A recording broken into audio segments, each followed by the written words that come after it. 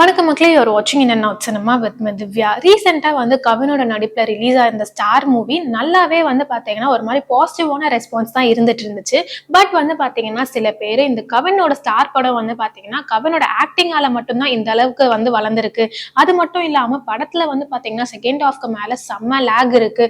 But கவினோட acting தான் இந்த படத்தை வந்து தூக்கி நிறுத்திருக்கு.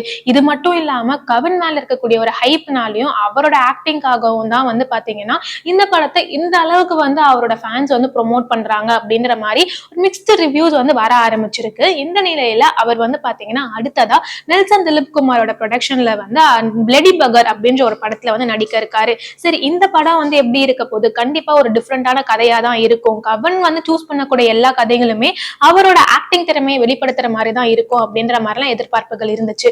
சரி, இந்த படத்துக்கு அப்புறம் கவன் வந்து பாத்தீங்கன்னா யாரு கூட நடிக்க போறாரு, யாரோட டைரக்ஷன்ல நடிக்க போறாரு அப்படின்ற மாதிரி எதிர்பார்ப்புகள் இருந்துச்சு.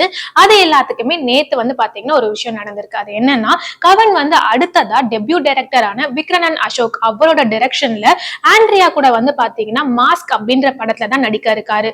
என்னது, கவினுக்கு பேரு ஆண்ட்ரியாவா அப்படின்ற மாதிரி நிறைய பேர் வந்து ஷாக் ஆயிருக்காங்க.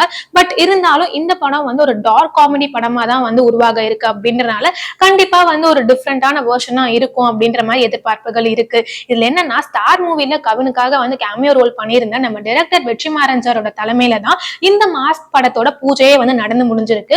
சோ வந்து பாத்தீங்கன்னா இந்த படத்துல இருந்து மத்த அப்டேட்ஸ் எல்லாம் எப்ப வரும் அப்படின்றதெல்லாம் வெயிட் பண்ணி தான் பார்க்கணும். நீங்க கவினோட ஸ்டார் மூவியை பார்த்துட்டு உங்களோட ஆனஸ்டான ரிவ்யூ என்ன அப்படின்றதெல்லாம் கமெண்ட் பாக்ஸ்ல ஷேர் பண்ணுங்க. இந்த மாதிரி ரெகுலரான அப்டேட்ஸ்க்கு மறக்காம இந்த சினிமா சப்ஸ்கிரைப் பண்ணுங்க.